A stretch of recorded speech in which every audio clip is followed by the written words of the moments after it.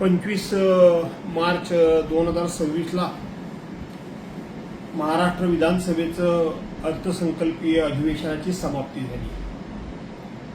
या अधिवेशनामध्ये आम्ही कोकण विकासाबद्दल स्वतंत्रपणे विधानसभा अधिनियम 101 अन्वये चर्चा घडवून आणलेली होती।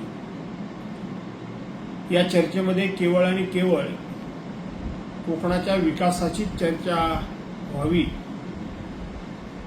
हीच आमची अपेक्षा होती।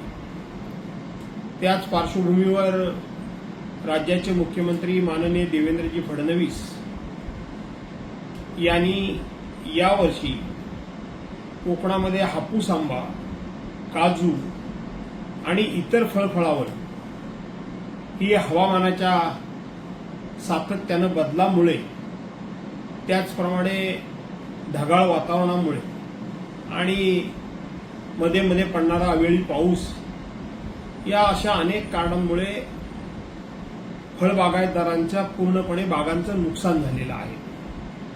ही बाब आम्ही सर्वच मंडळींनी माननीय मुख्यमंत्री महोदयांच्या लक्षात आणून दिली। त्याचबरोबर कृषी विभाग रत्नागिरी जिल्हा आणि बाळासाहेब सावंत कोकण कृषी विद्यापीठ यांचा सुद्धा अहवाल हा जवळजवळ 80 ते 90% ही पूर्णपणे फळझाडं यावर्षी या सगळ्या आपत्तीला बळी पडलेली आहेत। त्यामुळं फळबागायतदार पूर्णपणे उद्ध्वस्त झालेत असा तो रिपोर्ट गेलेला आहे। त्याचबरोबर पश्चिम आशियामध्ये जे युद्ध सुरू आहे त्यामुळे थोडा बहुत आखाती देशामध्ये आपल्या कोकणचा हापूस आंबा जाऊन फळबागायतदारांना 2 पैसे मिळायचे, त्या युद्धामुळं आता तेही मिळणार नाही। या पार्श्वभूमीवर माननीय मुख्यमंत्री महोदयांनी आंबा बागायतदारांना हेक्टरी किमान 5 लाख रुपये आणि काजू बागायतदारांना किमान 3 लाख रुपये हेक्टरी मदत करावी अशी आग्रही मागणी मी स्वतः केली होती। बाकीच्या मंडळींनी देखील तशाच प्रकारचं समर्थन केलं होतं आणि मुख्यमंत्री महोदयांनी अगदी मी मदत करतोच अशा प्रकारचं आश्वासन आम्हा सर्वांना दिलं। परंतु 25 तारखेला अधिवेशन संपता माननीय मुख्यमंत्री महोदयांनी या आंबा काजू बागायतदारांना मदतीची घोषणा केली। ही केवळ कोकणातल्या लोकांची टिंगलटावाळी तर फक्त नाही, तर क्रूर चेष्टा केलेली आहे। त्यांनी सांगताना काय सांगितलं की आंबा बागायतदारांना आणि काजू बागायतदारांना विमा हा उतरवल्यानंतर त्या विम्याची रक्कम मिळते। अहो मुख्यमंत्री महोदय, महाराष्ट्रामध्ये बाकीचे देखील वेगवेगळी शेतकरी पिकं घेणारे आहेत, त्यांना देखील विमा योजना लागू आहे। पण त्यांना देखील विमा योजना लागू असताना त्यांचं जर नुकसान झालं तर तुम्ही त्याला स्वतंत्रपणे मदत करता, पॅकेजच्या रूपानं मदत करता आणि कोकणाला काय सांगता की विम्याची रक्कम तुम्हाला मिळणार आहे।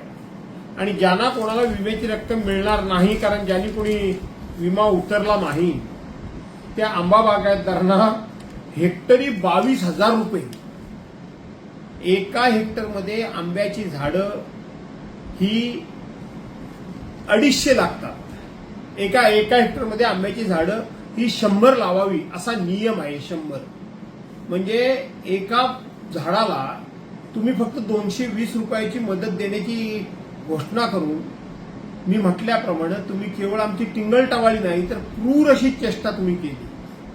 काजू बागायतदारांना 16,000 रुपये आपण देऊ असं आपण सांगितलं आणि जोर काय दिला तर विम्याची रक्कम ही त्यांना मिळणार आहे। कोणाला मिळत नाही विम्याची रक्कम, सर्वांना मिळते आणि फक्त कोकणाकरता हा निकष लागला। हे जेव्हा माननीय मुख्यमंत्री महोदयांचं मी निवेदन ऐकलं, खरं सांगायला गेलं तर रागाबरोबर संतापाबरोबर खंत देखील वाटली की आमच्या कोकणाची सातत्यानं कशी उपेक्षा होतीये त्याचं हे उदाहरण आहे। आणि म्हणून माननीय मुख्यमंत्री महोदयांनी या सगळ्या गोष्टीचा फेरविचार करावा आणि त्याचबरोबर कोकणातल्या या सगळ्या फळबागायतदारांनी सुद्धा या संदर्भामध्ये आवाज उठवायला हवा. तो जर आवाज उठला नाही तर ही आपली अशी नेहमीची चेष्टा होत राहील. आणि म्हणून माननीय मुख्यमंत्री महोदयांच्या या घोषणेचा मी तर या ठिकाणी निषेध करतोच, परंतु पुन्हा एकदा विनंती करतो की आज राजकीय दृष्ट्या सुद्धा कोकणानं तुमच्या पाठीमागे मोठं बळ उभं केलेलं आहे. ज्या वेळेला 96-97 साली युतीचं सरकार होतं त्यावेळेला पहिल्यांदा कोकणातल्या आंबा बागायतदारांना नुकसान भरपाई मिळवून देण्याकरता म्हणून मीच संघर्ष केला. मीच त्यावेळेला नामदार मनोहर जोशींना सभागृहामध्ये रोखून धरलं, अडवून धरलं आणि त्यावेळेला हेक्टरी 10,000 रुपये मिळाले होते. आज त्या गोष्टीला किती वर्ष झाली.